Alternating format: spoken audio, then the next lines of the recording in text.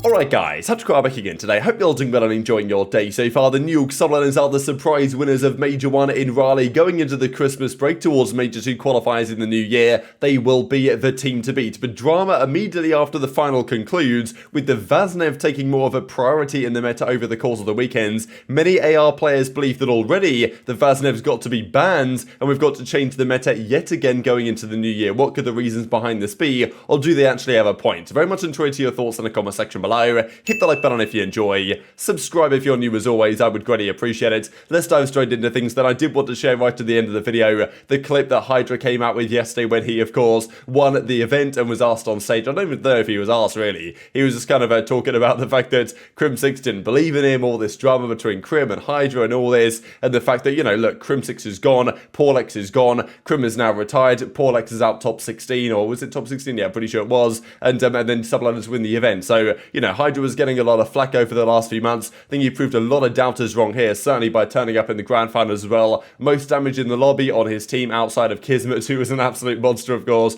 all weekend long, as was Priester, and Skies, we know what he's going to do consistently, as with HyDra. Man, what a crazy team performance. Accuracy as well, I didn't even mention yesterday, but he went 30 and 17 in that game 1 that they lost to New York subliners in the first map of this final series. Pretty consistent performances, and again, this is kind of how it goes with the Seattle Surge, right? If Mack drops a 0.8, then they lose. If he drops a 1.1, then they probably win. But, you know, it was obviously fine margins here, but subliners were clearly the better team. Seattle just need to work on their search and destroy, and they'll be good to go. But, yeah, some great words and some, like, crazy moment, to be honest. I would feel great for Guerrillas and Sender as well from the coaching side, because Sender's had a tough time, and also Sender's got to be said, he's won, what, 3 out of the 4 in the last 4 years. First event of the season, right? In the Huntsman days, he was a coach there when they won the kind of opening event of the season. Obviously, OpTic Texas as well last year, and now this year goes to New York and does the job. And I know that people were, yeah, throwing flack on Guerrillas' name as well, and I was always mind blown about that, because as soon as this guy joined the subliners last season or became the head coach of that team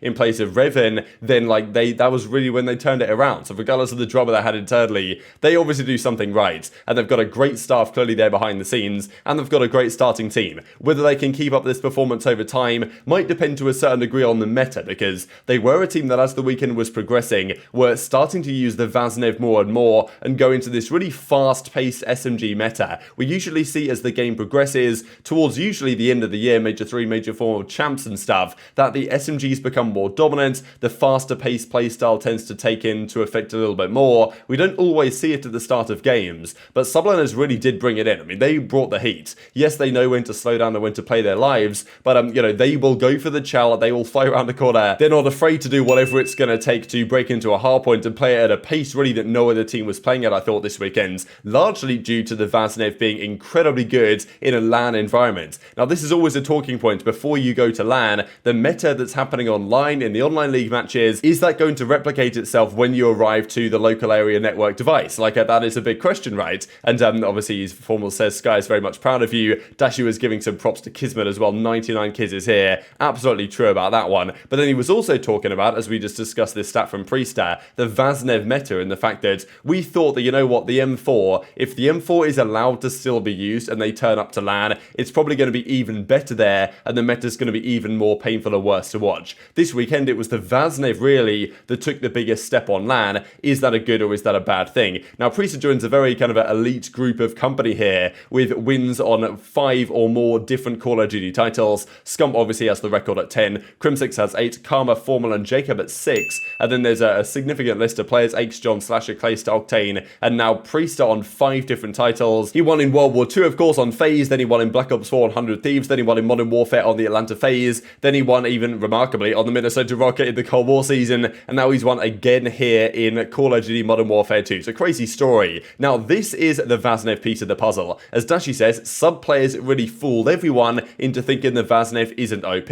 So this was the key drama about a week or so before the major, that the SMG players were very kind of, you know, rampantly talking to the ARs, please get rid of the M4, ban the M4, it's way too good. Now, in fairness, you look to the numbers from the first weekend of the online qualifiers, it was like 72% M4 utilization, right? Like, the M4 was the dominant weapon and probably would have remained that way going into LAN. However, with the M4 getting banned and the SCAR, the TAC, whatever, 56, now being the predominant AR, we saw the Vaznev get used a lot this weekend, and obviously it's very good. It kills incredibly quickly, SMG has headshot multipliers, its reactivity is very strong, and it's obviously a great SMG, right, in terms of how good SMGs can be in COD history. Now, a lot of the AR players are probably tired of getting torched by it, especially up close, and this I think is the key difference. The M4, because it had the faster fire rate, was kind of, it can actually gun the SMG up close. It was a possibility. Whereas now, if you get into a close range gunfight, you've got the Scar, they've got the Vaznev, they're probably going to smoke you just because it doesn't shoot as fast, not so forgiving up close. Like, you know, the AR is not such a do-it-all anymore, and it's almost the SMG that's a bit of a do-it-all because it shoots absolute nukes even towards longer range with the low recoil that it has. So do the ARs here have a point? Because obviously at the second weekends, we saw this was the meta, 58% TAC, 38% Vaznev. We don't know yet what these numbers will turn out to be for the major. Like, I don't think they've been calculated yet, but more than likely they're not too dissimilar, but probably a bit more Vaznevs here in action.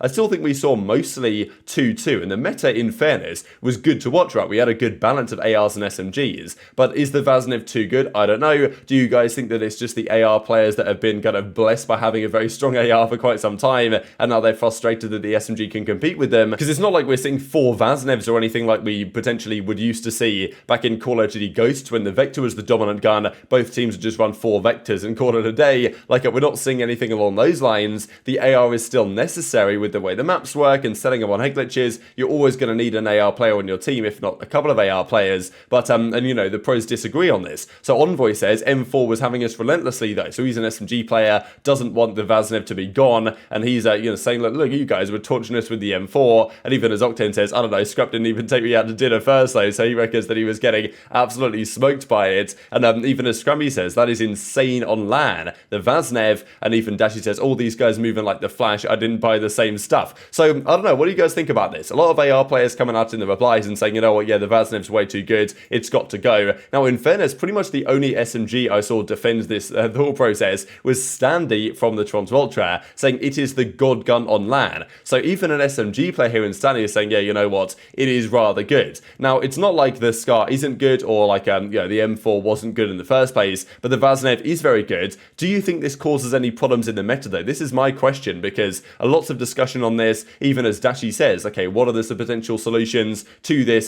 situation we find ourselves in? Get both out and everyone is happy. Now, first of all, everyone is happy in the COD competitive scene. For the professional side, I think it's basically an impossibility, and I think that's highly likely to ever occur. So I wouldn't put any money on this eventuality. However, get both out is an interesting idea. The M4 is gone. Should the Vaznev be banned as well? And if it is, what are we using instead? Now, the Lackman SMG, which I'm pretty sure is just the MP5, like, that's been causing quite a lot of a stir, and I'm surprised, to be honest. At least I was surprised before this event that no one had actually really given it a go. And I think there's a chance, I don't know, I've been looking at the exclusive A stats, like, I don't know, things kind of match up and interesting. You never really know how things are going to work out in the hands of the pros. But if they were to ban the Vaznev, they'd probably be using the MP5, and then I guess the Scar would get to stay. I don't know what the pros are thinking here, but the ARs are maybe in heavy discussions to get rid of the Vaznev. But I don't really see too much justification, just because it's like, you know, the M4 was the dominant weapon. There was 3, almost 4 of them on a map at times. Do we see that from the Vaznev? We don't really. So I just don't quite see the justification. And I also don't see 8 or 9, out of the 12 teams agreeing with this if the pros are to try and get rid of it. Or maybe they will, because this is how things tend to go. Maybe the other teams that didn't do so well this event are looking at, you know, damn, the M4 meta was kind of kind to us, and now this Subliners team is coming out here with all these SMGs, HyDra and Kismet making absolute moves on the map, and then they're winning the event. We can't be having this. Let's shut it down. And that is the issue, right? Like, the way this system works for the GAs, 9 out of 12 teams must agree. Well, 9 out of 12 teams placed top 4 and below. So there's a very reasonable argument, especially from a team like Thieves that didn't want the M4 banned in the first place. They might think, you know what, yeah, if we can get rid of the Vaznev, that might help us out a little bit, and more teams struggle than teams that do well. That's just kind of the nature of the thing. So even as Octane kind of says here in reply, as there was some discussion on whether these guys should apologize for saying that the Scar would pose these same issues, because in fairness, when the M4 was banned, there was a lot of talks that, you know what, it's not going to make any difference. The Scar's going to be still as strong as the M4 is. It's not going to change anything, so we might as well keep the M4. Turned out not the case at all, but as Octane says, you know, I didn't know this is the best weapon on LAN, so, you know,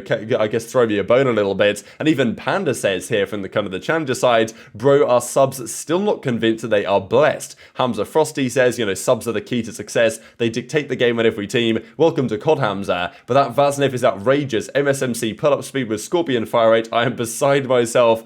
watching this, and Method replies implying that he is also on board with this idea. So these numbers don't exactly check out. I mean, the MSMC pull-up speed, the pull-up speed of the MSMC back in Black Ops 2 with dexterity and quick draw was absurd. It was like 100 milliseconds or something, so like a tenth of a second. It must be longer in this game thanks to Joe Sickle and the boys, and it's not quite got a Scorpion 1200 rounds per minute fire rates, but nonetheless, it's a very strong weapon, there is no doubt. Method and other ARs seem to agree it's got to go. Now, Temp has a different idea. Instead of getting rid of the Vaznev, bring the M4 back. Now, I don't know about this one, right? If we did this, we saw what the meta was like with the M4 online, but who knows, right? If the M4 was back in business, would teams use more Vaznevs now online? Now they know it's very good on LAN, they probably would, but would the meta be as balanced as what we saw this past weekend? I also don't know. So yeah, a bit of controversy about this, and even they were discussing on the flank last night, and there was some rumours circulating from Ben & Co that the GA chat is already blowing up about this. You can understand why. A lot of the top ARs at this point already out of the tournament, they're going to be in the chat saying, wow, this Vaznev is ridiculous. Wow, you see that kill the HyDra gods, see that kill the Kismet gods, no way this should be allowed. And I'm sure they're discussing about this. Now, as I say, whether they can get to a majority, that is a question. But look, we now go into the holiday period. Christmas is just coming up. The teams will resume practice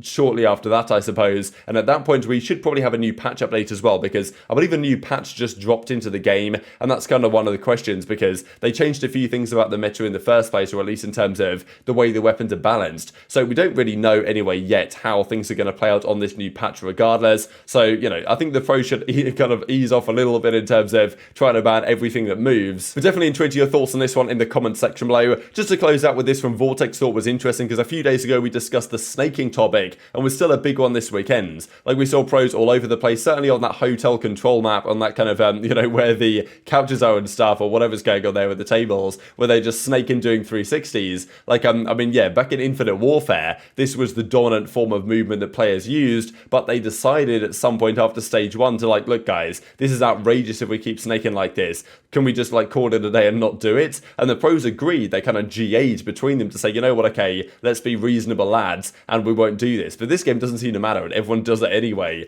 So yeah, it's quite the drama I'm sure that will continue for the coming days. And just to look at some top KDs here for stage 1, remarkable really that so many of the New York Subliners guys were on this list until not long ago. It's only Kismet that drops out of this list, which is remarkable. But Skies tops the tournament to 1.23, then Cellium, then Pred, great performance from him. HyDra, then Nero as well, actually, but didn't play that many series. Sib, Scrappy, Priest are all on a 1.11, Afro to 1.10, and then Insight and Temp tied for 10th place as well. But very much enjoyed your thoughts on all this stuff in the comment section below.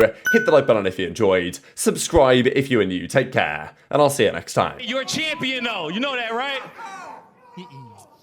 I don't even know what to say. I'm just happy. You're good. Well, I'm just happy. I proved Crimsix wrong. I'm so happy for that. So, apparently I was not trying. I mean, I'm trying. So, I've been putting like a lot of work. Like, I don't even know, like, that's just like a good feeling. Yeah.